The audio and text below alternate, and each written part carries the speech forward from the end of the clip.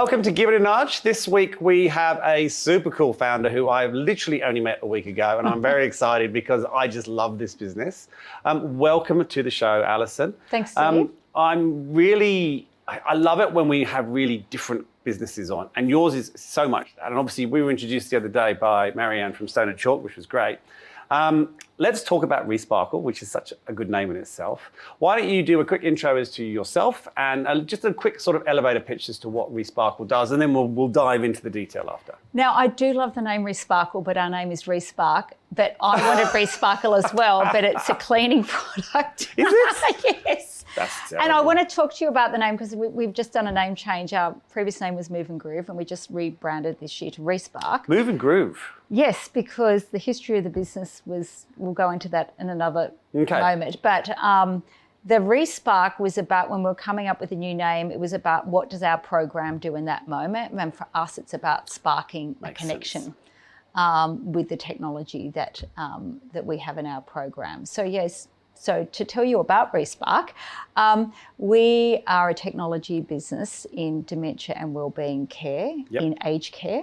And we have a SaaS business where we have content on the platform, which is music, video and podcast. And we deliver immersive, engaging and personalised experiences via wireless headphone technology, aka silent disco technology for those who've been clubbing. Everyone knows silent disco.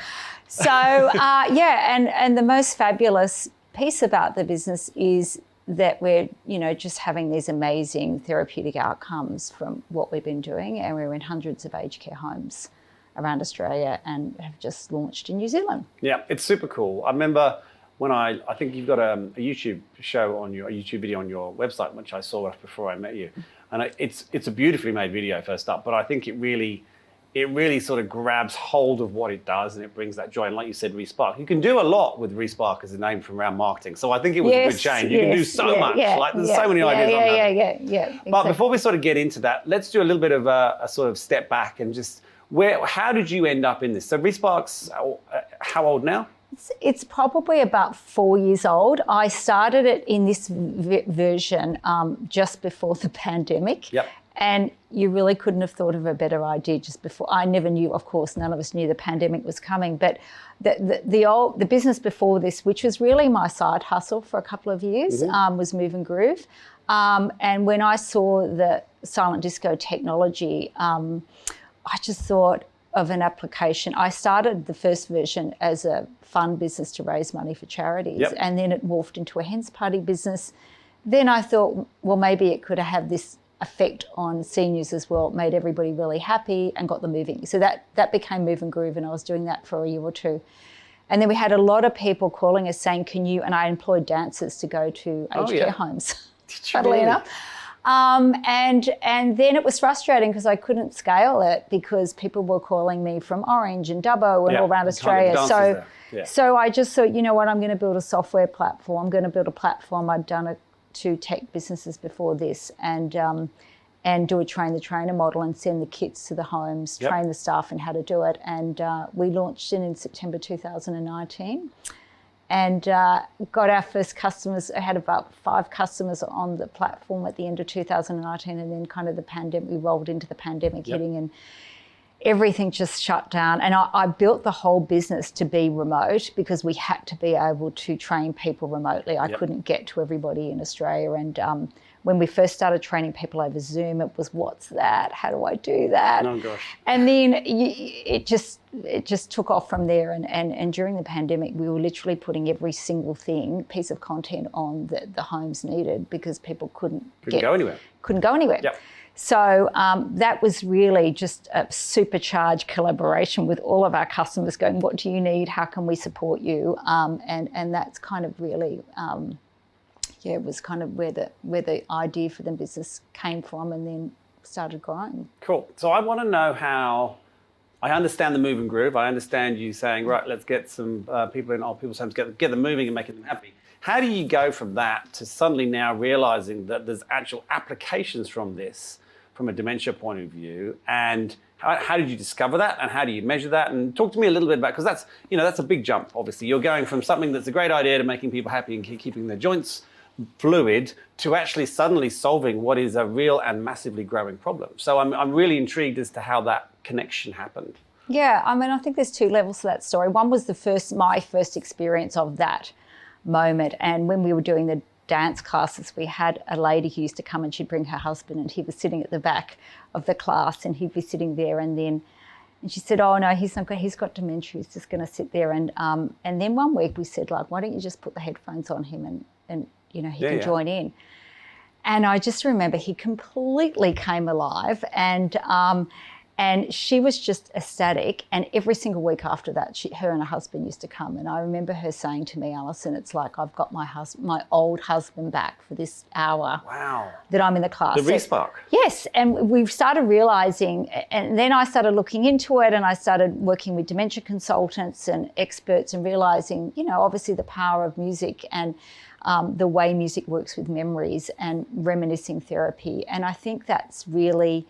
and everybody's known about this therapy and how powerful it is, not only to bring people alive, but also to make people really calm when they're, having changed behaviours, or they're agitated or anxious. And it's a real challenge in aged care. We have over, I think it's close to 500,000 people in Australia with dementia. So, and there's a big tsunami, in terms of aging and also dementia. And it's growing, right? It's growing, worse, yeah. So I think then we started working with dementia consultants, and we brought several specialists into the business. And we started personalising the content for people. So we knew that if you grew up, the date of birth determines your music memory bump. And then we started personalising and did a research study about if we personalise the content, what happens then to someone's experience. And we were showing 12% reductions in medications of psychotropics using the program, Huge. 70% reductions in, anxiety or behaviour when the program was being used. So I saw that this was just such a powerful tool to be able to give to people, to give to staff in aged care, as an alternative to other ways of trying to manage things in aged care that can be quite disruptive for people living with dementia.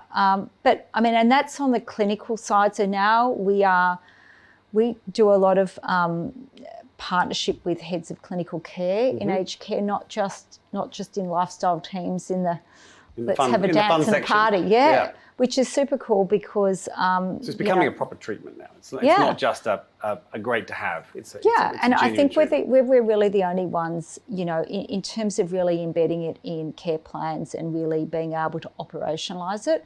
I think that's what we're proven, and I really don't know of other programs in the world who've been able to do that at scale, because I do think that was the challenge that I saw. Everybody knew things like music worked, but nobody could actually work out how to operationalise it. There were lots of challenges around music rights, around how we train care staff team members, what the tech was, how you personalise the content. So all of these things together, I guess, have meant that we've been able to solve some of these quite complex problems. Yeah, we'll come back to music rights in a minute, because you and I talked about that the other day. But from my understanding is that obviously music as a general tool is great, but if you're actually using music from an era of when they were, i.e. personalising it based on date of birth, you're triggering memories, and it's obviously triggering something deeper in the brain, and that's what really makes the impact. Is it? It's because you're basically drawing a memory out of this brain in a subconscious way, I guess. Because the music really bypasses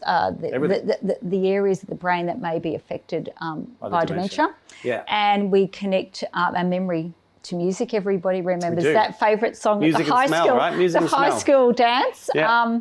And we all have those, like... True. Wedding dances, all those things, It's from 15 to 25 is kind of what we work off. And for us too, what's been really fascinating is cultural differences. In Australia, we have such a diverse multicultural population. So for us, it's been really important to get all that range of cultural music. And we've just had some amazingly beautiful moments of connection for people when, especially as the dementia progresses, they go back to their native language and the music. I didn't know that. Yeah. Did not know that. And they'll not speak English and they'll be speaking Italian or Greek or something. I didn't know that at all. Yeah, so music in a way, there's very few things that can get to people at that stage. So we also have multilingual content on our platform as well. But so that's why it's really powerful. Absolutely. So let's talk about some of the problems you've had to solve, because this, we met last week and this has not been an easy ride. And I'm sure a lot of people, we talked about this as well, as aware of Spotify's challenges they had with music rights. And, you had similar sort of challenges. You kind of touched on the three things that were there. They're all big problems to solve. You seem to have managed to solve all three in what I would consider a relatively short period of time. Is music rights probably the largest one out of those challenges because of the sheer volume and size and complexity? Yes, probably. Yeah. And did you get there just purely through grit, determination, resilience, not giving up, all the things founders have and need to have any hope of succeeding? Is that really all it was, or was there a magic trick, or? No, I think it was all of those things, and also meeting the right and bringing in advisors and the right people along the way. It happened to help that I was a lawyer in my past life, and I've never needed my legal skills as much. But Saved yourself a fortune. I can tell you now, not that I did all the legal work on it, but it's such a complex area, and and I think we're in a really, really unique use case in aged care homes, because people are using it for their personal use in a commercial, in a setting that's not, it is their home. But and I think that the tricky thing is often when you have dementia, you're actually not capable of having the service yourself. So the staff are, using the program for you. So there was a lot of kind of complexity we needed to think through and solve for with how the licensing worked in the business. So took quite a while, but we're really happy now that, and we couldn't really build the personalisation technology till we had those pieces of the puzzle in place. Well, there's so many songs when you think about it. I mean, there's just millions and millions and millions of songs. It's terrifying when you actually think about that. And you talked about, did you get any, just before we move on, did you get any concessions from the record labels at all in the fact that you're trying to use their music to solve a medical problem that is a worldwide epidemic? Did that carry any weight with them? I would hope it did. No, it did. It did. And they have been supportive. And I think it's about getting through to the right people and telling the story. And I think it's, with a lot of these things though, it's a classic catch-22 in startup land, that you've got to be big enough to get the scale to be able to have the conversation. And I think for us, we were able to do that and then to have the conversation, and they've got to have confidence that you're well on your way to solving the problem, which I think we proved that we were solid and that we were able to execute and deliver the program. I think the smartest thing you did was outsource the operation, right? I mean, sending out dancers, great idea, completely impractical. Yes. So it was impractical. Fun, though. I bet it was. Do they dress up? Were they like it was a bit like kids' party kind of stuff, or was it even more sort of full on? Yeah, we still get people saying, "Can you send the dancers back?" And we're going, "Look, we don't do that kind of business anymore. I really want to have a big pink bus one day that we go on a tour around Australia for Resparke, and we do a kind of Priscilla lap with all of our clients and bring all the joy back in person." So I'm sure we can make that happen one day. But yeah, I mean, I think the essence of the brand and why I started is still completely there for us. And it's just in a different variation. And I'd really think there's a phenomenal opportunity to get volunteers in the community involved, which is really what one of the things we want to do as the next chapter is really start sparking that activation in the community and how other people can get involved in the program and what we're doing. You've just given me a thought. So one of my next questions is going to be, obviously it's great to train staff in residential homes and so forth. If you are someone, I guess, is it something that you can train anyone on? It's pretty simple, right? You've made it pretty simple. So if you're looking at perhaps people that live in a community and that there aren't necessarily staff per se that you could train, it would be very easy to train volunteers. Yes, so there's absolutely. Absolutely. After this, there's a friend of mine's got a new startup platform about finding volunteers. I need to introduce you to them because there's just popped in my head. Yeah, and I'm just such a massive collaborator. I mean, I've spent a couple of years in the not-for-profit space before starting this chapter, and I just think that I can just see there's such mutual benefit for both the volunteers and Absolutely. for the aged care homes. And I think everybody's I think it's a perfect moment to be able to start that re-engagement with what we've all been through with the pandemic. So I think it's going to be great. This will be fun volunteering too, I reckon. Oh yeah, Absolutely. It's just like run a little sing along or come in and listen with someone. There's a lot of activities. We've got a music therapist on staff, and we're putting together a program of engagement activities that staff or volunteers can do. So where are you now? What's the next? You've achieved this music rights things we spoke about.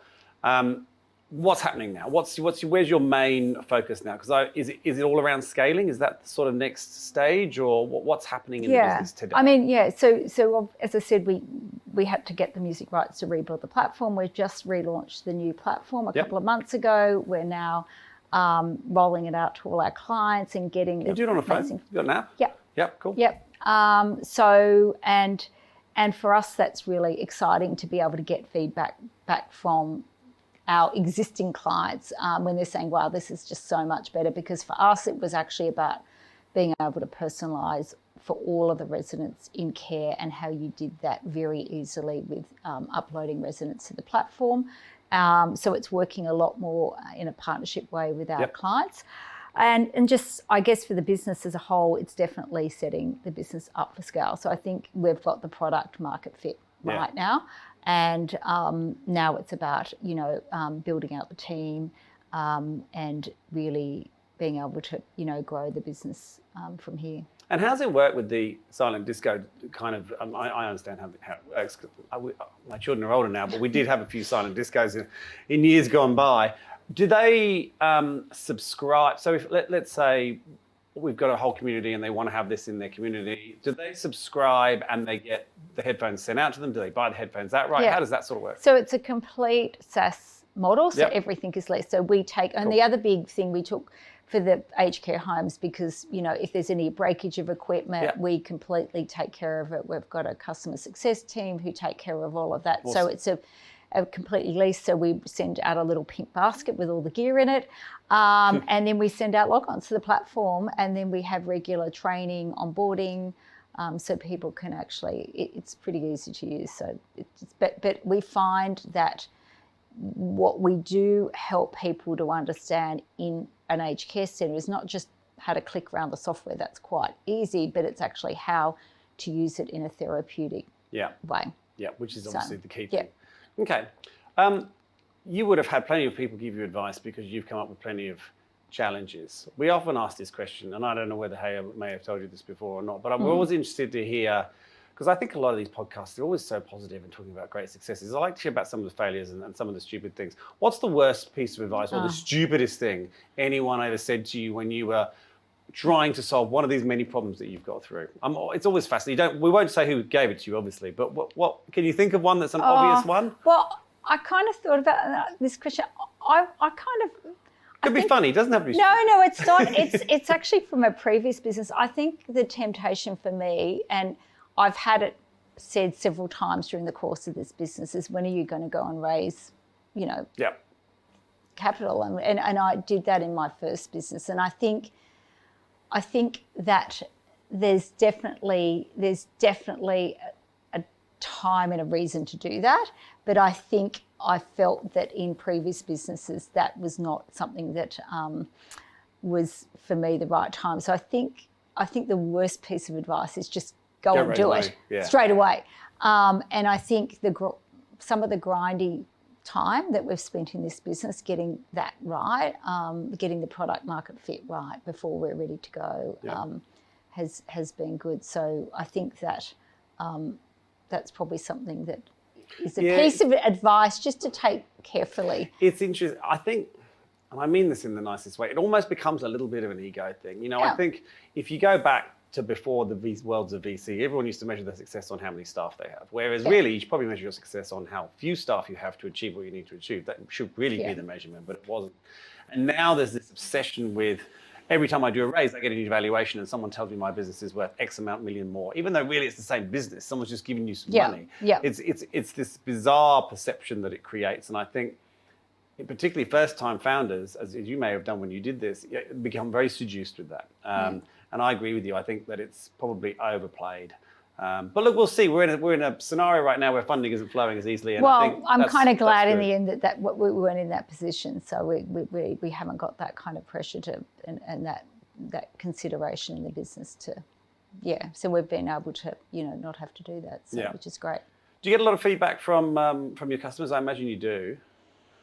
I imagine you get some of the most. What do you do with that? Because I can imagine you sitting there getting these letters, emails, texts, whatever it is, with the most insanely grateful, incredible, happy stories. You know that it's really tricky. Not a tragic, but it's really frustrating because we get amazing stories, pictures, stories, and they all come through our Slack, and all of our team are posting because we're training people, and there's quite strict consent and privacy regulations in aged care. So for us to be able to tell those stories, get the photos, we've often got to go through, and that is absolutely understandable. So we've often got to go through a lot of governance. I would love to be able to share so much more than we do. We're just about to restart Resparke all of our social media campaigns that that have been a bit hibernated while we've been doing a brand relaunch. So there's no shortage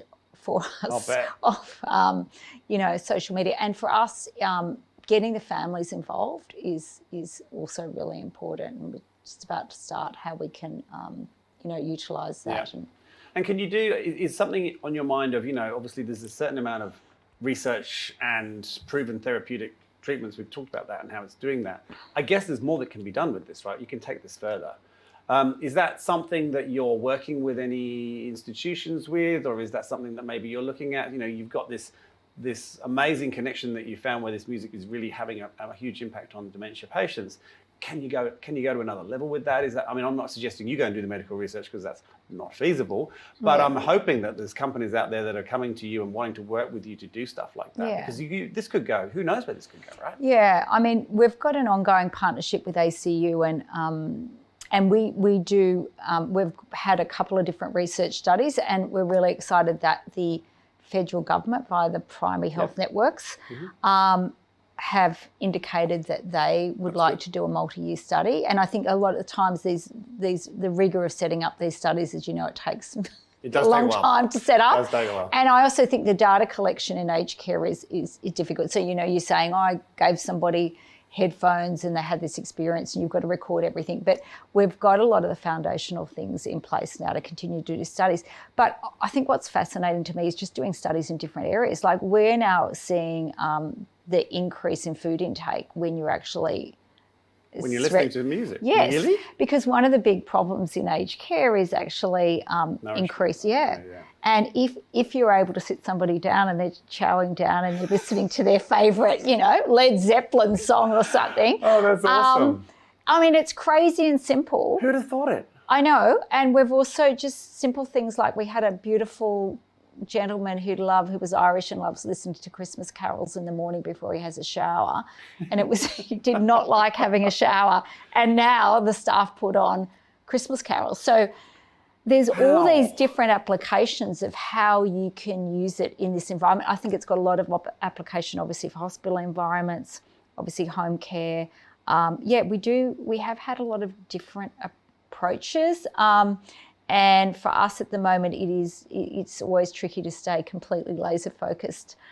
But we will start to get there. Some beautiful stuff happening in palliative care. We've done a palliative care trial, pain management, big area. I can imagine it. I think even if you look at people who exercise, right? If they listen to music, they tend to either perform harder, or they go longer, or they feel the pain less. I guess to some degree there's a little element of that. It's amazing how much. I don't think I certainly haven't really thought about. I think music should be playing everywhere. I play it in our office. I like to have music on all the time. And obviously different types of music. Classical music is going to invoke a very different response to Christmas carols, for example. But, that's right. It can be Christmas 24/7. It can be. Why can't it be Christmas every morning? Eh? And you know what? When you're 80 and you're going, why not? Yeah. At any age. So I think it's really beautiful. There's so many stories like that we hear. Yeah. So back to the business. I know that you're going to be going through some growth. So why don't we talk about that? And there'll be people watching this that are going, oh my gosh, I really want to work for this company. It's going to connect with people. They might have had someone in their family. They might just be interested in it. No one can articulate this better than the founder, I believe. So I'm going to ask you straight out. So tell me, if someone wanted to come and work at Resparke, why would they want to come and work for you? Well, I think there's there's probably 3 or 4 reasons. Main ones. Yes, at least. At least. So the first one is obviously purpose. If people want to be part of an incredibly purpose-driven organisation, I started this business not because I actually wanted to start a business. I actually started the business because I want to make impact in the world. Yep. And I went back to study social impact, and this was the output of that study and lots of... Well, that study worked then. It did.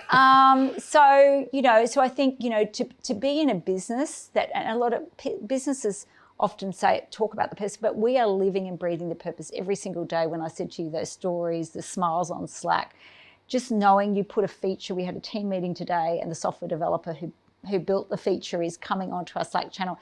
This is what happened yesterday because of this feature. And, we hear about the stories. So awesome. It's every single day that purpose is, lived and breathed in the organisation.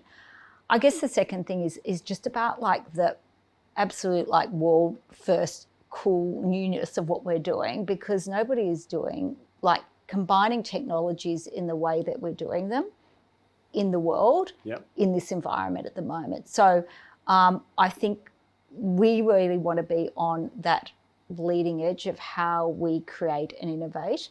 And I think we're now at a really solid starting point to just begin that journey. And that's across, the hardware of the headphones, yep. the software, how we bring together all our streaming content, and just how we build operations scale. And there's so much stuff happening in AI. I'm fascinated about how we can use AI for good in what we're doing, telling stories about people's lives. We've always got too many ideas and not enough time. But I think the way in which we're using new technologies, I think the company right now is at a really ideal time yep. for people to come into the company versus what we've been through. So I think we've got a lot of growth ahead of us.